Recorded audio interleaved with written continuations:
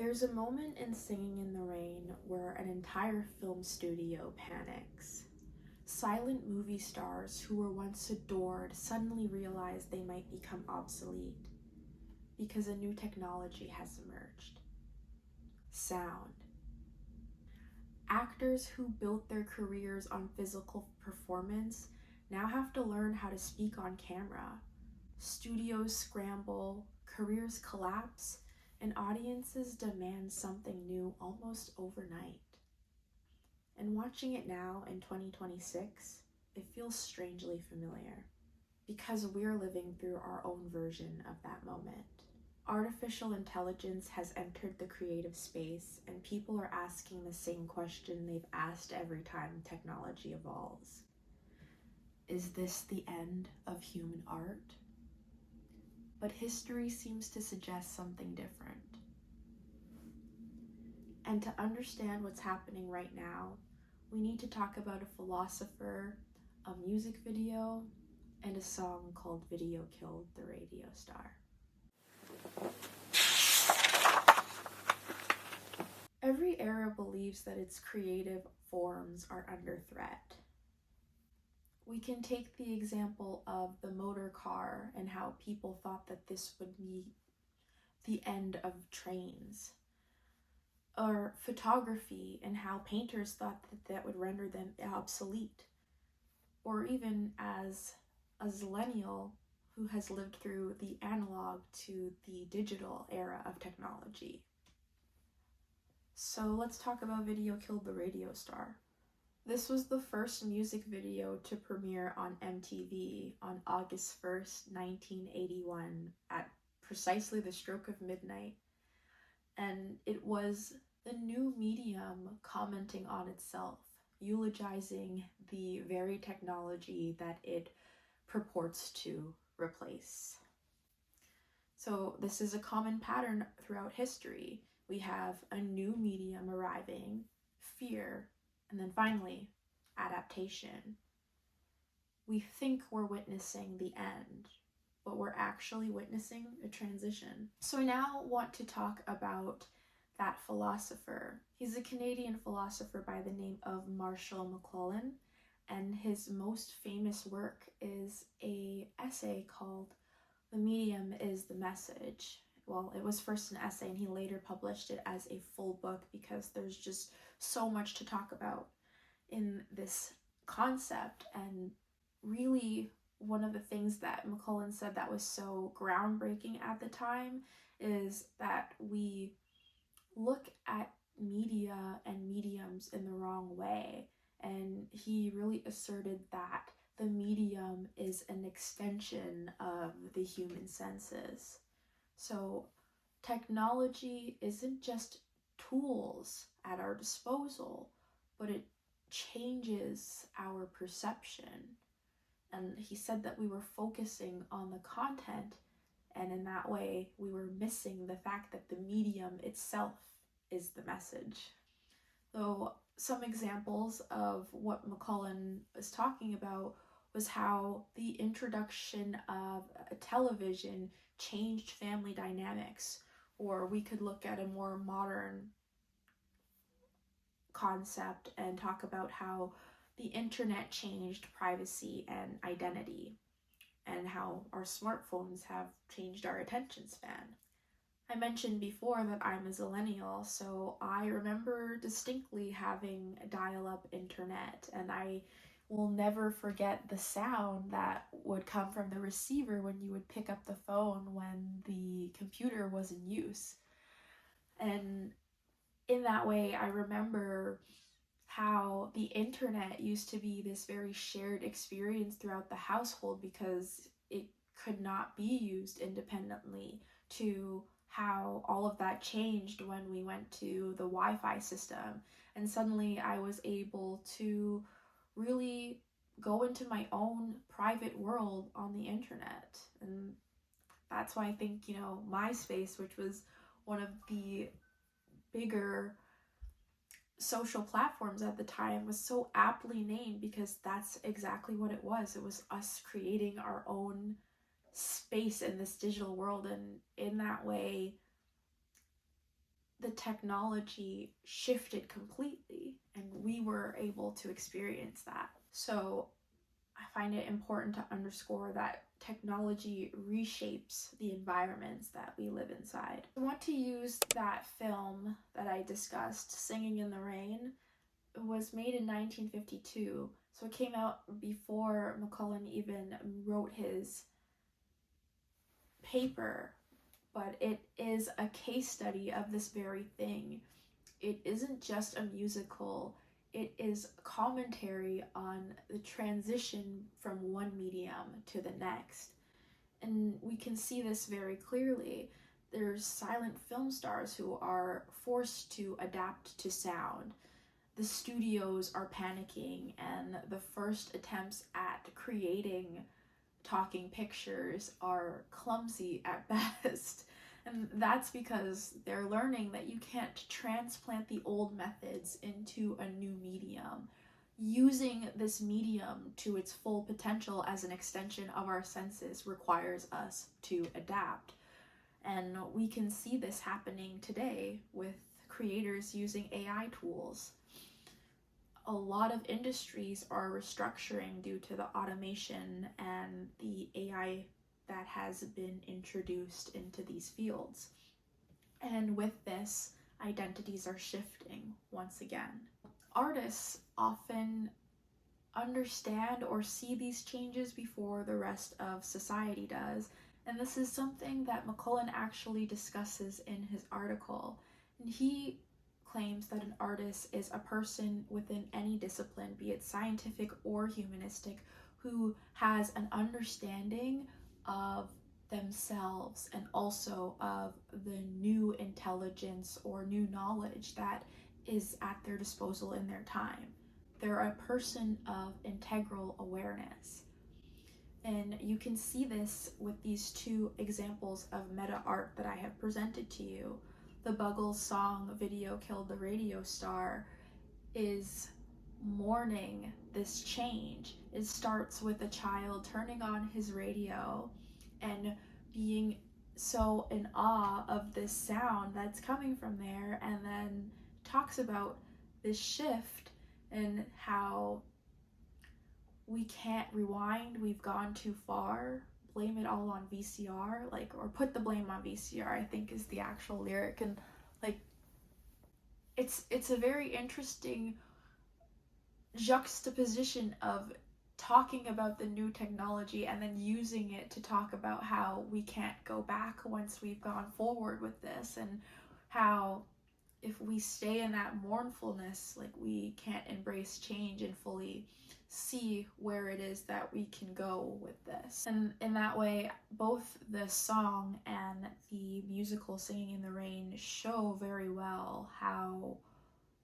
they're very well able to depict that technological anxiety that people experience with these new mediums.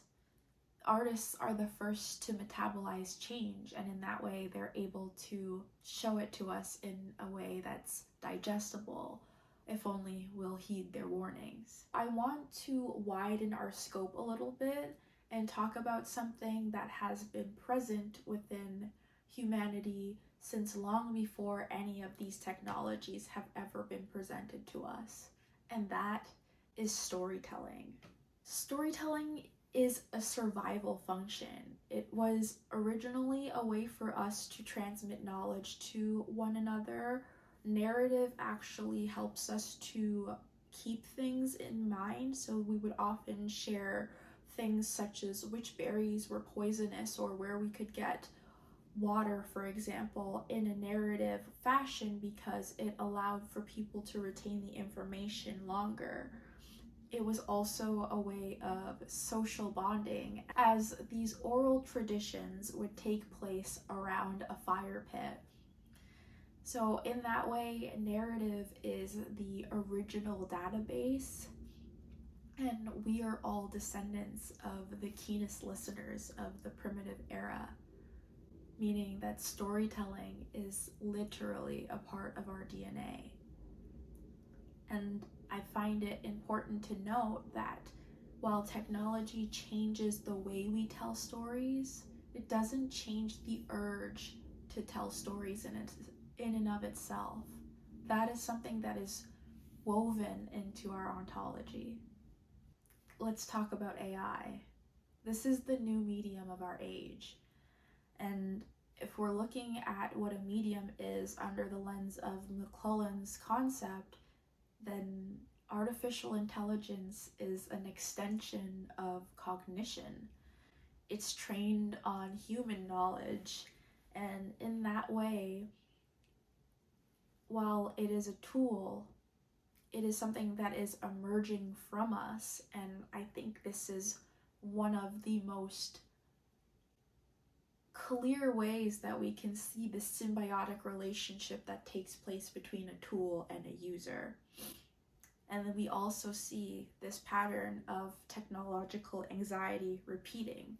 There's fear of replacement.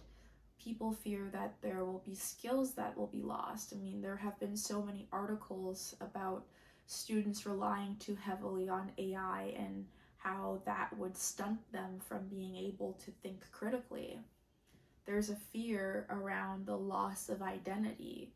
Like, when you think about the human and how intrinsically we connect our identity to our ability to think, to our cognition, it follows that this type of technology would produce such fears because it feels deeply personal, and each one of us will have to grapple with what that means for us personally. And then again, we'll eventually start to see these trends throughout society once we have more data, but we're still in the very early ages of this new technology.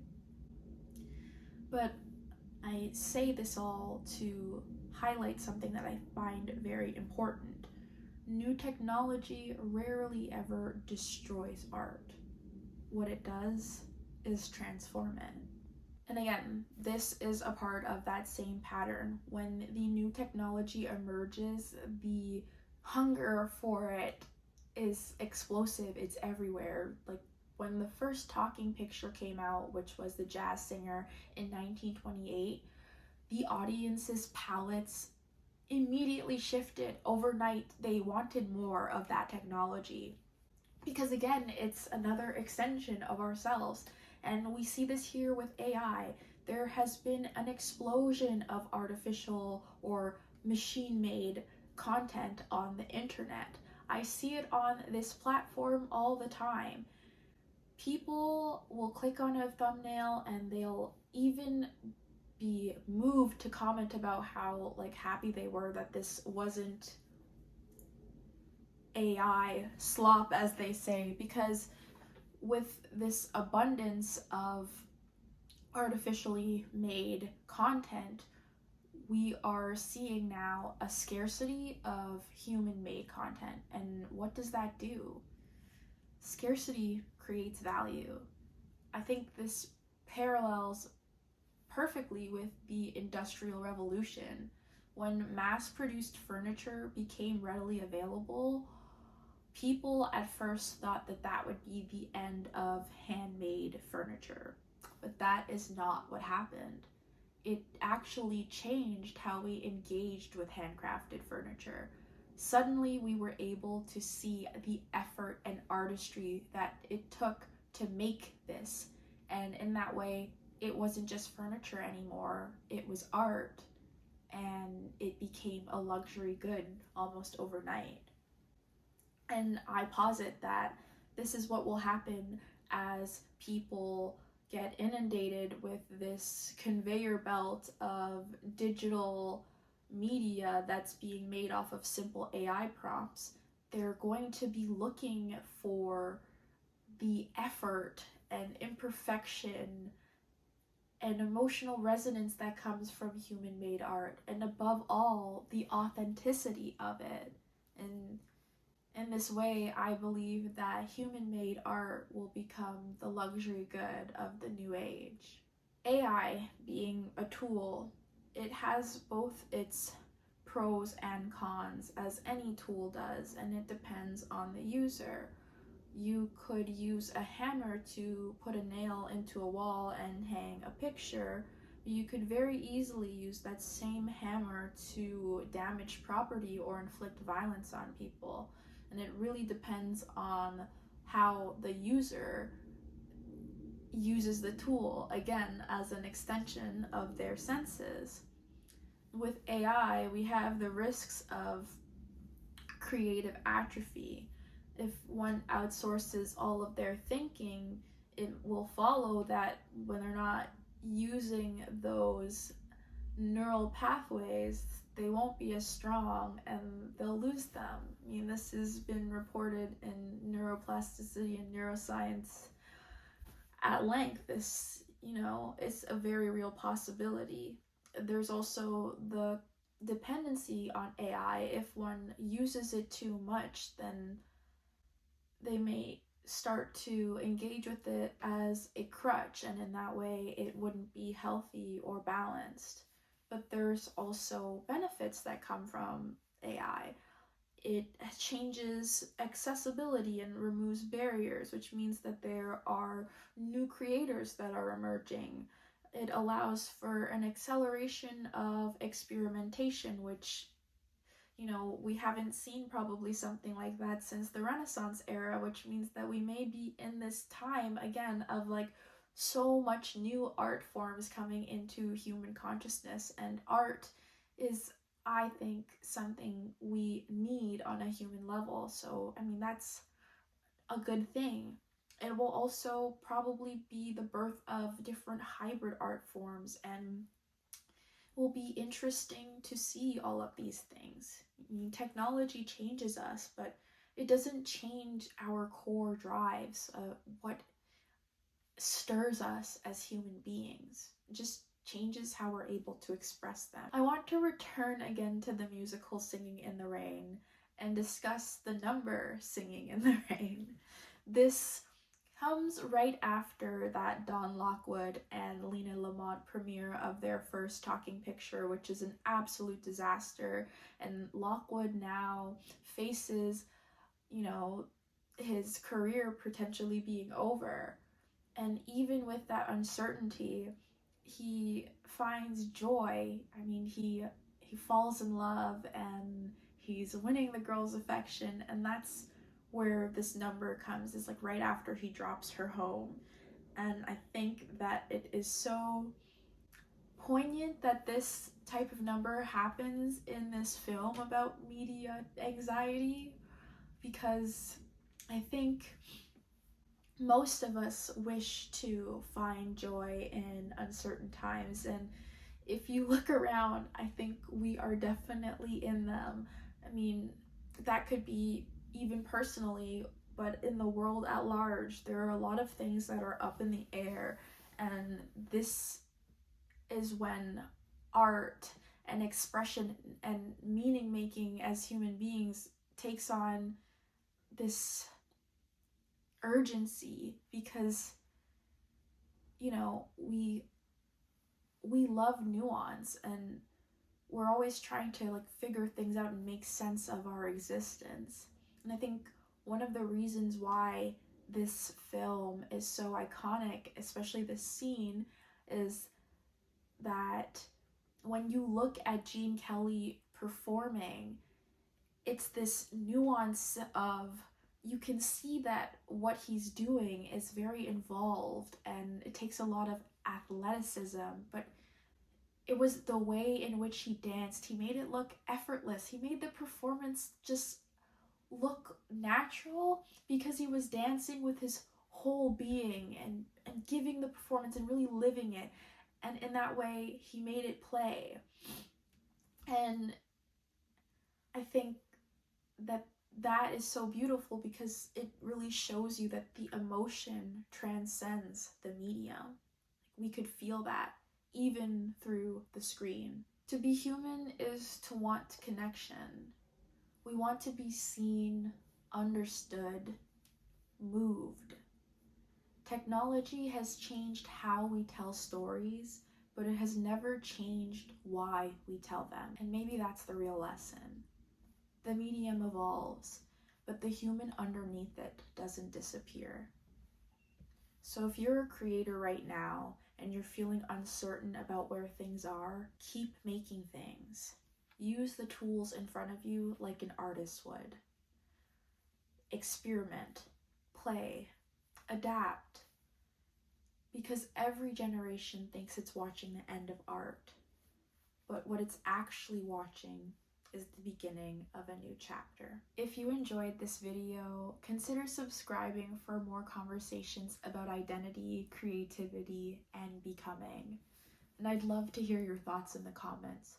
Do you think AI will change art, or will it just change how it's made? Thank you for watching.